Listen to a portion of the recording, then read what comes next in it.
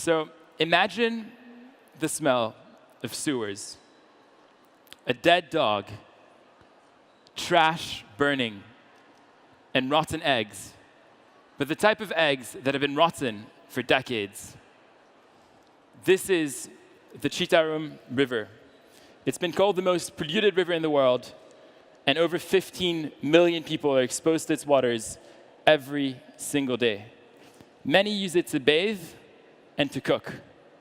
It's located on the island of Java in Indonesia and flows just east of Indonesia's capital, Jakarta.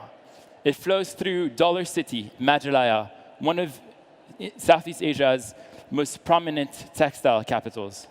Having grown up in Indonesia, I kept on seeing video after video, photo after video of a river choking on plastics that I couldn't quite take my eyes off.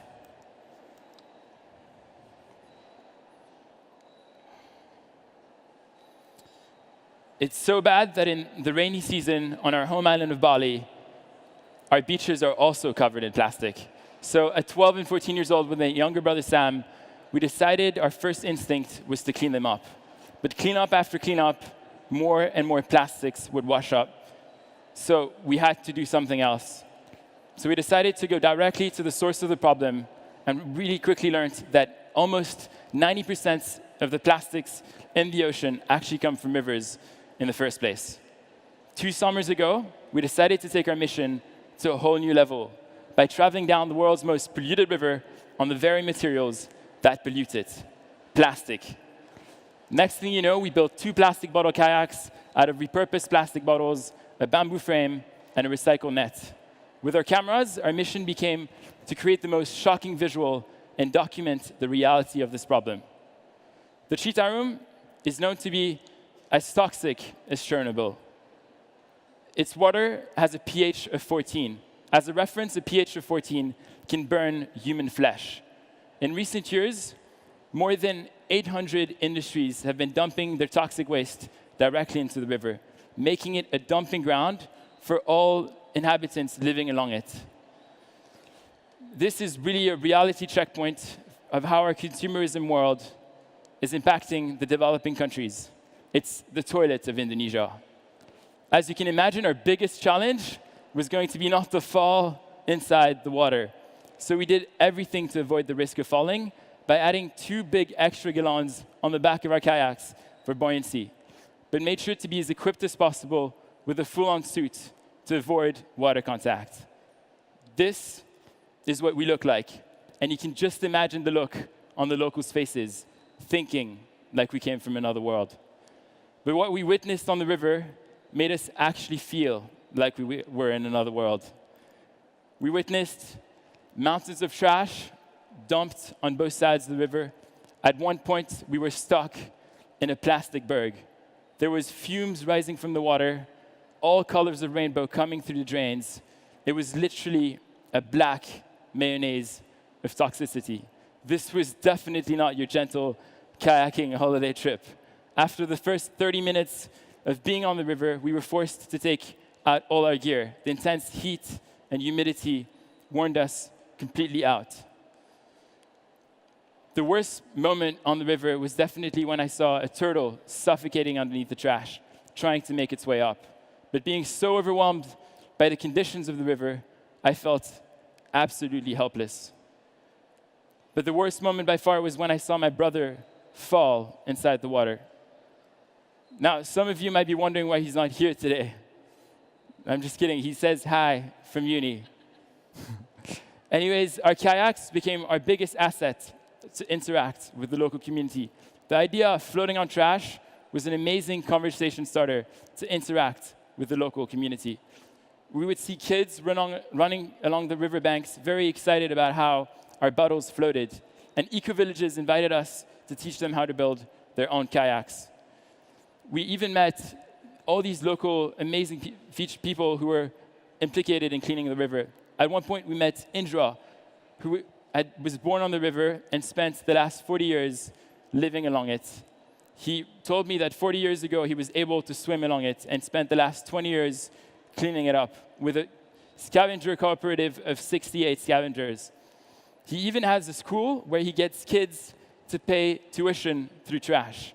It was the amazing encounters that made this journey so worthwhile. We produced a video series and published it on our social media, Make a Change World. These videos went viral overnight. We were astonished by the attention it gained internationally as well as nationally. We even made headlines on Indonesian news as the two handsome brothers who were cleaning up the river. I quite like that title, to be honest. But on an even more positive note, 2 weeks later, the Indonesian Ministry of the Environment announced an emergency cleanup to clean up the river. 4 months later, the Indonesian president announced that he was in full support of the cleanup. We were very honored to meet Mr. Jokowi for an exclusive interview. Do you think it's possible for it to be clean again? Gary, you will see that Citarum River in 7 years will be the cleanest river. Thanks. Since then, 7,000 troops have been deployed on a full-scale cleanup. The army is living with communities along the river to teach them about better waste management strategies. On one of my last visits to the river, we could already start to see big change. They've been cleaning it up now for about almost a year. We're going to be celebrating the 1 year since the cleanup started in February, and communities have already started to adopt a no plastic policy. 70 factories have been closed down due to illegal waste dumping. Indonesia is really stepping up to beat pollution on an international level by starting to clean up the world's most polluted river. But rivers are the first crucial step to protecting the lungs of our planet, the ocean. We have since traveled down the Mississippi River, stand-up paddled 2 of New York's most polluted waterways, and circumnavigated the island of Bali. Through our travels, we realized that the tools we all have at our fingertips gives anyone the power to create change.